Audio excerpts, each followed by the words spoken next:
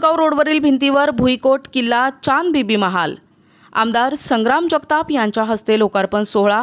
Burudgaon road ITI gate शेजारील भिंतीवर माजी उपमहापौर गणेश भोसले यांच्या संकल्पनेतून साकारलेल्या ऐतिहासिक चित्रांचा लोकार्पण सोहळा संपन्न। इतिहासाचा वारसा जोपासत विकसित शहर निर्माण करायचं आमदार संग्राम जगताप। समाजामध्ये काम करत असताना वैचारिक बांधिलकी जोपासत चांगलं काम उभं करणं गरजेचं आहे। शहर विकासासाठी नागरिकांनी मतरूपी काम करण्याची संधी दिली आहे। त्या माध्यमातून नियोजनबद्ध आणि कायमस्वरूपीच्या विकासाला गती दिली आहे। माजी उपमहापौर गणेश भोसले यांनी नेहमीच चांगल्या विचारातून नवनवीन संकल्पना समाजासमोर मांडण्याचं काम केलंय। शहराला 500 वर्षांचा महान इतिहास आहे, तो एकत्रित मांडण्याचं काम केलंय। इतिहासकार भूषण देशमुख आपल्या शहराचे ब्रँडिंग करत असून खरा इतिहास जोपासत समाजासमोर आणण्याचं काम करतायत। बुरुडगाव रोड येथे साकारण्यात आलेला इतिहास आजच्या युवा पिढीला ऊर्जा आणि प्रेरणा देत राहील। विकास कामातून शहरामध्ये शांतता आणि सुरक्षित वातावरण निर्माण करायचं काम केलंय। त्यामुळेच शहर विस्तारीकरणाला वाव मिळाला। नकाशावरचे रस्ते प्रत्यक्षात साकारले, त्यामुळे नागरिकांचा दळणवळणाचा प्रश्न देखील मार्गी लागला। विकासाचा वारसा जोपासत विकसित शहर निर्माण करायचं काम सुरू आहे। शहराच्या सर्वांगीण विकासासाठी कटिबद्ध असल्याचं प्रतिपादन आमदार संग्राम जगताप यांनी केलंय। शहरामध्ये ती आणली एक ऐतिहासिक वास्तूंचा एक वेगळ्या प्रकारचा एक शिल्प या ठिकाणी निर्माण झालेला आहे। त्याचा आज लोकार्पण सोहळ्याचा कार्यक्रम आज या ठिकाणी संपन्न होत आहे। त्या कार्यक्रमाकरता मंचावर उपस्थित असणारे आजच्या कार्यक्रमाचे प्रमुख पाहुणे सन्मान्य या ITI कॉलेजचे प्राचार्य जागीरदार सर, ज्यांच्या शुभ हस्ते हा कार्यक्रम संपन्न होतोय, असे आपल्या जिल्ह्याचे दांडगा अभ्यास असणारे इतिहासकार सन्मान्य भूषण देशमुख सर, ज्यांच्या संकल्पनेतनं आज हे संपूर्ण शिल्प या ठिकाणी उभा राहिले, असे आपल्या शहराचे लोकप्रिय उपमहापौर सन्मान्य गणेश भोसले साहेब मंडळी। बऱ्याच वेळापासून आपला कार्यक्रम सुरू आहे। बागानगर साहेबांपासून सुरुवात झाली आणि सगळंच विश्लेषण बागानगर साहेबांनी आपल्याला दिलेलं आहे। त्यामुळं बघाशी भोसले साहेबांनी ज्या वेळेला सांगितलं की आता मी फार वेळ घेणार नाही, आता बागानगर साहेबांनी सांगितलं, सगळंच विश्लेषण केलेलं आहे। भोसले तुम्ही भाषण करत होते, मी चोपडा साहेबांना विचारलं काय काय सांगितलं, ते म्हणले सगळं सांगितलं, काही ठेवलेलं नाही, तुम्हाला सुद्धा काही फार काही बोलायला स्कोप नाही। पण खरं तर प्रत्येक कार्यक्रमाच्या निमित्तानं मुख्यदादा एक संधी असते की आम्ही सगळे मंडळी कुठल्याही वेळेची पर्वा न करता सातत्याने तुमच्यासारखी मंडळी ज्या वेळेला आम्हाला मतारूपी जबाबदारी देतात की आम्ही तुम्हाला कशाकरता निवडलंय, तर या कामांकरता निवडलेलं आहे। आणि मग कुठल्याही प्रकारचा टाईम असेल, वेळ असेल, जेवण आहे का नाही, कुठल्याही प्रकारचं पुढं मागं न पाहता आम्ही सातत्याने त्या सर्व समाज प्रक्रियेमध्ये झोकून देऊन आम्ही सातत्याने काम करत असतो। आणि म्हणून हे आज नाही, मला वाटतं चोपडा साहेब असतील, भोसले साहेब असतील, हे मला सगळे सिनियर मंडळी आहेत, पण हे आजही तितक्याच दमानं हे माझ्यासारख्या बरोबर सातत्याने फिरत असतात, काम करत असतात। म्हणजे जसं आज आमच्या वयातली असेल, माझ्यापेक्षा कमी वयातली मुलं ज्यावेळेस काम करतात, फिरतात, तर तितक्याच दमाने हे सगळे मंडळी सातत्याने काम करत असतात। म्हणून या सगळ्या प्रक्रियेमध्ये काम करत असताना खरं तर आज आपल्याकडं एक शिल्पाचं अनावरण आहे। एक नगरच्या भूमीतल्या, नगर जिल्ह्यातल्या भूमीतल्या एक ऐतिहासिक ज्या वास्तू आहेत, त्या पुरातन वास्तू आहेत की त्याला एक वेगळा इतिहास आहे। त्या कशा निर्माण झाल्या, कशा करता निर्माण झाल्या, याचाही वेगळा एक इतिहास आहे।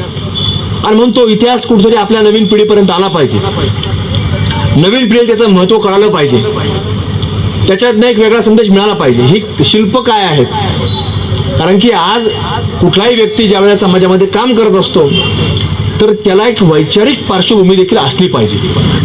कारण आज समाजामध्ये बरीच मंडळी राजकारणामध्ये करिअर म्हणून पाहत असतात, पण तसं एक करिअर नाहीये। हे काय आपलं स्वतःचं करिअर घडवण्याकरता राजकारण नसतं करायचं, किंवा राजकीय प्रक्रियेत नसतं यायचं, तर हे आपल्याला काम करण्याकरता यावं लागतं। करिअर कोणाचं घडवायचं, तर आपण एकदा प्रक्रियेमध्ये आलो तर या प्रक्रियेमधनं शहराचं करिअर घडवायचं असतं, त्या वार्डाचं करिअर घडवायचं असतं, त्या जिल्ह्याचं करिअर घडवायचं असतं। पण तरुण पिढी आमची काय आता करिअर घडवायचं, कशात घडवायचं, आम्हाला राजकारण आहे. अरे बाबा, ते काय करिअरचं क्षेत्र थोडे. मग करिअर करायचं असेल तर तुम्ही व्यवसाय केला पाहिजे, नोकरी केली पाहिजे, काहीतरी एक छोटा मोठा काही ना काही सुरुवात केली पाहिजे. पण हे करिअर नाही. त्यामुळं याला एक वैचारिक पातळी देखील असणं फार गरजेचं असतं. आज माणसं आम्ही पाहतो दिल्लीपासून, मुंबईच्या धर्तीपासून तर आपल्या गल्लीपर्यंत, म्हणजे प्रसार माध्यम एवढी देशमुख साहेब, म्हणजे सोशल मीडियासारखं एक प्लॅटफॉर्म एवढं सोपं झालेलं आहे की त्याला कुठलाही पत्रकार नसला तरी तुम्हाला त्याला आता कोणाची गरज राहिली नाही. तो मोबाईल घेतो, लाईव्ह येतो आणि तो काहीतरी बोलत राहतो, कोणाबद्दलही बरं ते पाहायला मिळतं. आणि म्हणून ते आता लोकशाही, त्यामुळे आपण त्याच्यामध्ये फार कुणी काय बोला, कुणी काय नाही बोला, हा आपला पार्ट नाही. लोकशाही आहे, लोकशाहीमध्ये सगळ्यांना स्वातंत्र्य आहे. त्यामुळे आपण त्याच्यावरती कुणी काय बोललं पाहिजे याच्यावर बोलणार नाही, पण त्याच्यामध्ये वैचारिक पातळी ही देखील असणं गरजेचं असतं. पण निवडणूक झाल्यानंतर ह्या प्रक्रियेमध्ये तुम्हाला सांगतो, जी लोक आली पाहिजेत ती देखील वैचारिक पातळीची लोक असणं देखील तितकंच गरजेचं आहे. त्याचं कारण असं, कारण की आज ज्या वास्तूंचं शिल्प आपण आरोहण करणार आहेत, ह्या वास्तू देखील ज्या निर्माण केलेल्या आहेत, ज्याचे निर्माते आहेत, हे देखील वैचारिक उंचीची लोक होती. आणि म्हणून जर ते शहर घडवायचं असेल तर त्या प्रक्रियेमध्ये देखील तुम्हाला सांगतो, अगदी महानगरपालिकेच्या नगरसेवकापासून वेगवेगळ्या पदांपर्यंत जाणारी देखील लोक ही वैचारिक पातळीची असणं देखील गरजेचं आहे. त्यांच्या पाठीमागच्या काळामध्ये ज्यावेळेस आमच्या गाठी भेटी झाल्या, बोलणं झालं आणि त्याच्यातून ही संकल्पना साकारण्यात आलेली आहे. आणि खरं म्हणजे हे घडण्याचंच जे आहे ते देशमुख साहेब आहेत. आणि या सगळ्या गोष्टी करायच्या होत्या त्यावेळेस आमदार साहेबांना सांगितलं अशी गोष्ट आपल्याला करायची. ते म्हणले, अरे वा, एकदम छान आहे, तुम्ही करा, पैशाची काहीच अडचण येणार नाही. लगेच काम सुरू झालं त्याच्यावर सगळं, आणि हे साकार झालं. आपल्या प्रभागामध्ये अनेक गोष्टी झाल्या. आता भागनगरे साहेबांनी सांगितलं, दवाखाना झालाय, फाउंटन झालंय, स्पोर्ट्स कॉम्प्लेक्स झाले, रोड झाले, ज्येष्ठांसाठी त्यांचे हॉल झाले. आता दुसरा एक हॉल इथं करायचा आहे दुसऱ्या एक ज्येष्ठ नागरिक संघाला.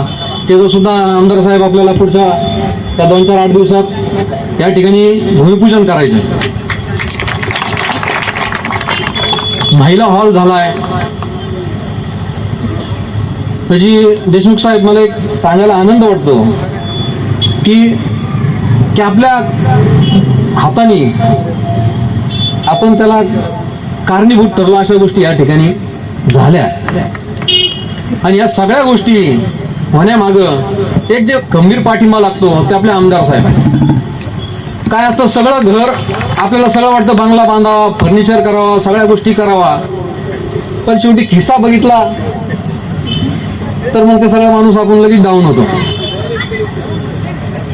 पण आमदार साहेबांनी आमचे खिसे कधीच खाली ठेवले नाही, कायम भरले खिसे. त्यामुळे आम्ही बी खर्च करत गेलो. भागनगर साहेब हे करायचं करा, चोपडा साहेब ते करायचं करा.